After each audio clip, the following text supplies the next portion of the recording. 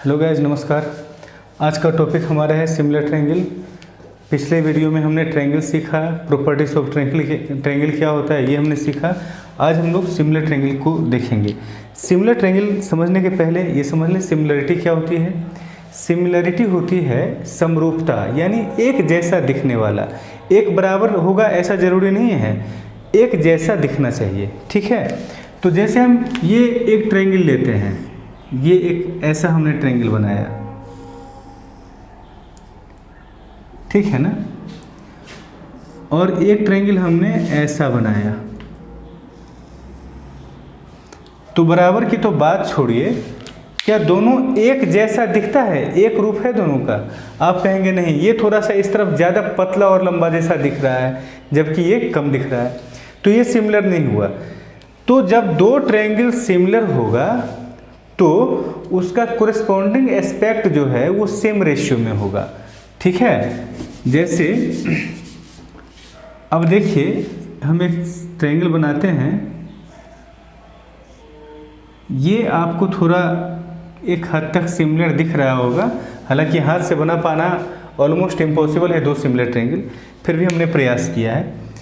ये और ये सिमिलर टाइप का दिख रहा है। सिमिलर दिखेगा अगर, तो होगा क्या कि ये अगर इसका 1.5 गुना है ना, तो फिर ये इसका 1.5 गुना होगा और ये इसका 1.5 गुना होगा। मतलब जिस रेशियो में आपका ये और ये है, हम इसका नामकरण कर देते हैं ABC, ये हो गया आपका PQR। तो AB और PQ का जो रिलेशनशिप है, AB और PQ में जो अनुपात है वही अनुपात किस चीज़ में होगा? BC और QR में। वही अनुपात होगा AC और PR में, ठीक है। जैसे AB इस टू PQ 3:2 है, तो इसका मतलब क्या हुआ? BC इस टू QR भी 3:2 होगा, ठीक है। AC इस टू PR भी 3:2 होगा। बस यही बात है सिमिलरिटी में। लेकिन इसका जो क्षेत्रफल है वो 3:2 के रेशियो में नहीं होगा। अगर इसकी भुजाएं 3:2 के रेशियो में है तो पेरीमीटर भी 3:2 के रेशियो में होगा, लेकिन एरिया 3² के रेशियो में होगा। ध्यान में रखिएगा कि जब दो ट्रायंगल सिमिलर होगा तो दो ट्रायंगल में वन डायमेंशनल जो भी वन डायमेंशनल है वो समान अनुपात में होगा। वन डायमेंशनल क्या क्या होता है, ठीक है। वन डायमेंशनल साइड होता है, वन डायमेंशनल पेरीमीटर होता है। तो पेरीमीटर भी आपका, यहाँ हम लिख दे रहे हैं, पेरीमीटर भी आपका यानी परिमाप 3:2 के रेशियो में होगा। साइड भी 3:2 के रेशियो में, पेरीमीटर भी 3:2 के रेशियो में। और वन डायमेंशनल क्या हो सकता है, आगे हम लोग पढ़ेंगे कई चीज़। जैसे मान लो कि हम A से BC के मिड पॉइंट को मिला दें, आगे हम लोग पढ़ेंगे कि इसे मीडियन यानी माध्यिका कहा जाता है। मिड पॉइंट को मिला दें, ठीक है। तो इसमें भी आप P से QR के मिड पॉइंट को मिला दीजिए, ठीक है। ये हो गया D और ये हो गया S। तो अगर AB और PQ 3:2 के रेशियो में है तो AD और PS भी आपका 3:2 के रेशियो में होगा, क्योंकि ये जो मीडियन आपने मिलाया ये भी आपका सिंगल डायमेंशनल यानी वन डायमेंशनल है, ठीक है। लेकिन वही अगर आपसे कहा जाए कि भाई ABD का क्षेत्रफल और PQS का क्षेत्रफल किस अनुपात में होगा, तो एरिया हमेशा किस अनुपात में होगा? जिस अनुपात में सिंगल डायमेंशनल है यानी भुजा, पेरीमीटर, ये सब उसके वर्ग के अनुपात में एरिया होगा। That means area of ABD अनुपात एरिया ऑफ PQS, ये किस अनुपात में होगा आपका? 9:4 के रेशियो में। ठीक है, ऐसा मत कर दीजिएगा कि ABD और PSR का एरिया किस अनुपात में होगा, ये नहीं बताया जा सकता है। ABD और PSR का क्षेत्रफल जो है वो किस अनुपात में होगा, ये हम नहीं बता सकते हैं।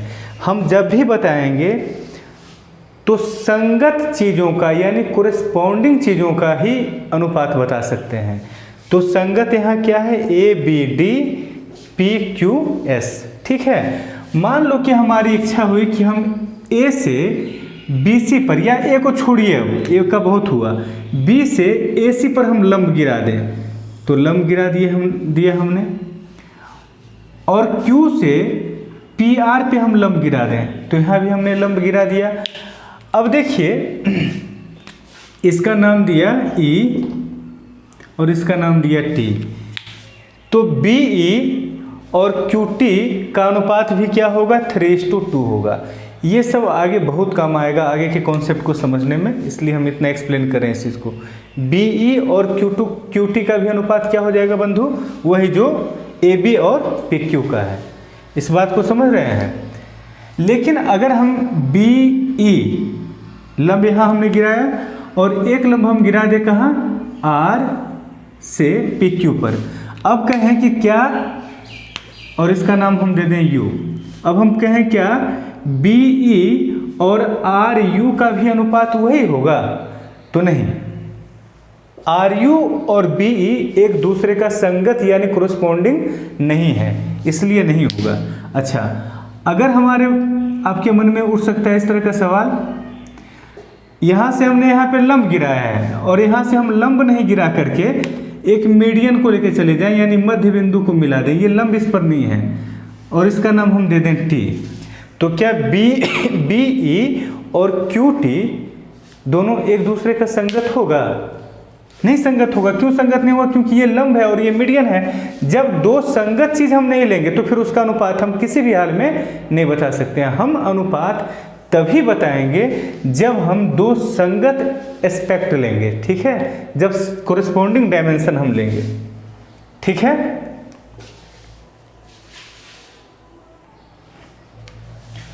तो ये बात तो अब समझ में आ गई होगी कि भुजाओं का अनुपात और पेरीमीटर का अनुपात समान होता है। भुजाओं का नहीं, संगत भुजाओं का, कोरेस्पॉन्डिंग साइड का, और पेरीमीटर तो कोरेस्पॉन्डिंग होगा ही, वो दूसरा पेरीमीटर तो होगा नहीं। भुजाएं अलग अलग हो सकती हैं, पेरीमीटर तो वही रहेगी, ठीक है।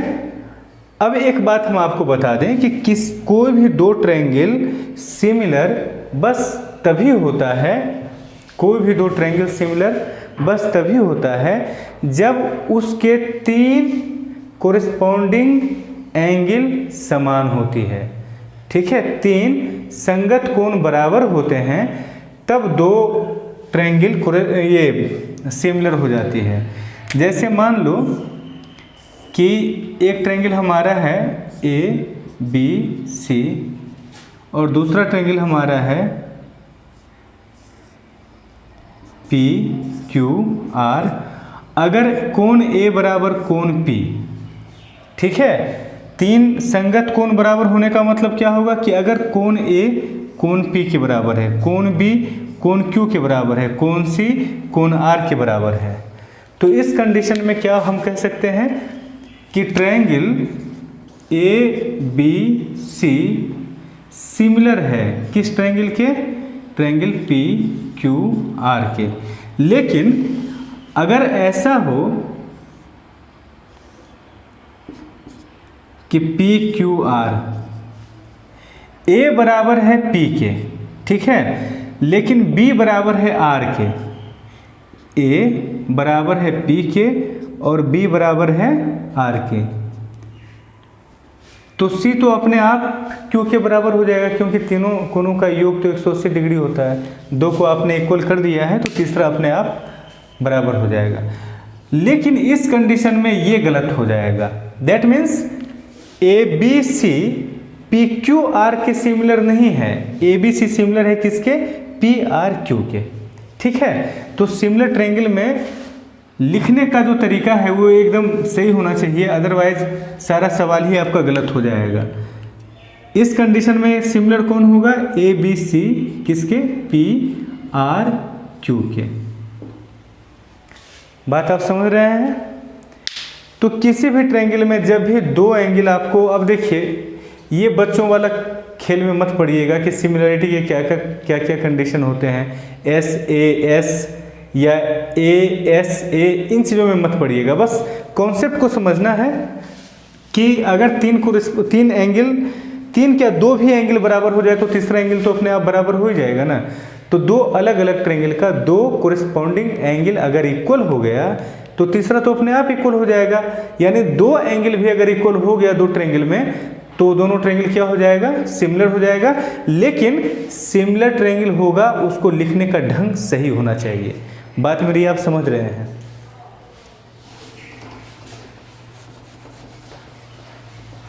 अब देखिए हमने मेंस का सेट देखा, उसमें सिमिलरिटी का सवाल दिया जाता है। देखिए एक ट्रायंगल हम बना रहे हैं, यह है ए बी सी। अब अगर मान लिया जाए कि ए से बी सी को मिला दिया गया किसी डी पॉइंट पर, ठीक है, और कहा जाए कि एंगल ए बराबर एंगल ए डी बी, ऐसा कहा जा रहा है आपसे। यानी अगर ये थीटा है तो ये भी क्या होगा? थीटा होगा, ऐसा कहा जा रहा है सवाल में। तो यहाँ देखिए होगा क्या कि दो ट्रायंगल आपका है, एक ट्रायंगल है बड़ा वाला ए बी सी और दूसरा ट्रायंगल है ए डी सी। तो दोनों ट्रायंगल में देखिएगा एक एंगल तो दोनों का कॉमन है, ए डी बी हम यहाँ लिखना चाह रहे हैं।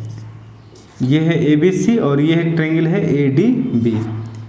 तो दोनों ट्रायंगल में एक बड़ा वाला जो मेन ट्रायंगल है और छोटा वाला ये जो ट्रायंगल है, इसमें बी तो कॉमन है और एक एंगल आपके सवाल में इक्वल दे दिया गया है, यानी थीटा थीटा। तो किसी भी दो ट्रायंगल में तीन ही एंगल होता है। जब दो कोरिस्पॉन्डिंग एंगल इक्वल हो गया तो तीसरा एंगल अपने आप क्या हो जाएगा? इक्वल हो जाएगा। यानी बड़े वाले ट्रायंगल का सी अगर अल्फा है तो छोटा वाला जो ट्रायंगल है ए डी बी, इसमें कौन सा एंगल अल्फा हो जाएगा? ये तो थीटा हो गया और ये तो बी है ही, ये वाला आपका क्या हो जाएगा? अल्फा हो जाएगा। यानी दो ट्रायंगल में ए बी सी में और ए डी बी में एंगल क्या क्या हो गया? अगर हम इसको बीटा कह दें तो ए बी सी में क्या क्या एंगल हो गया? कैपिटल बड़ा वाला ए बी सी में थीटा बीटा अल्फा, छोटा वाला ए डी बी में क्या क्या हो गया?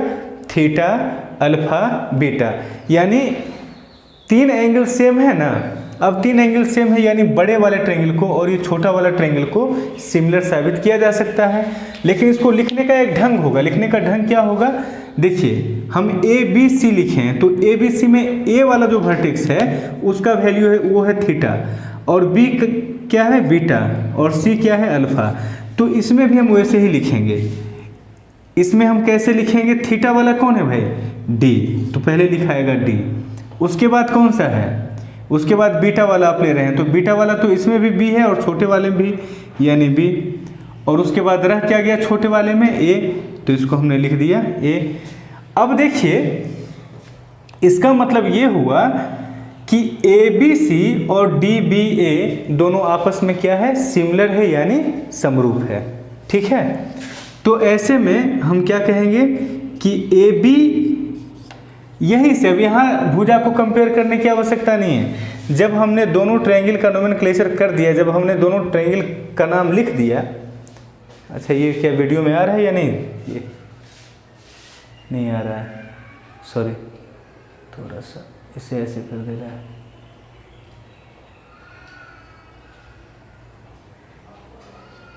ठीक है, बड़ा वाला ट्रायंगल हो गया ए बी सी, छोटा वाला ट्रायंगल क्या हो गया?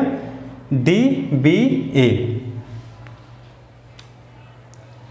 थोड़ी परेशानी हो गई होगी आपको, फिर से आप अलग से आप पेज पे लिख करके इसको समझ लीजिए।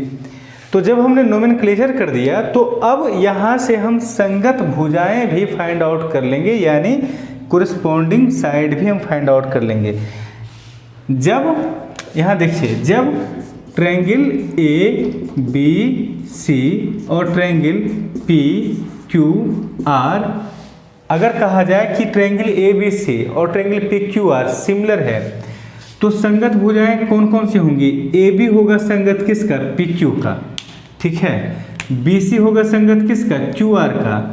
और एक भुजा होगी ए सी जो कि संगत होगी पी आर की, ठीक है। तो इस दो ट्रायंगल में यानी A B C D B A में संगत कौन कौन सा होगा? ए बी का संगत डी बी, बी सी का संगत बी ए और सी ए का संगत ए डी। इस तरह से हम इन सब का रेशियो आपस में बराबर होगा, यानी ए बी बटा डी बी। ए बी आपका कौन सा है? ये इतना बटा डी बी बराबर बी सी बड़े वाले में बटा बी ए छोटे वाले में, ठीक है।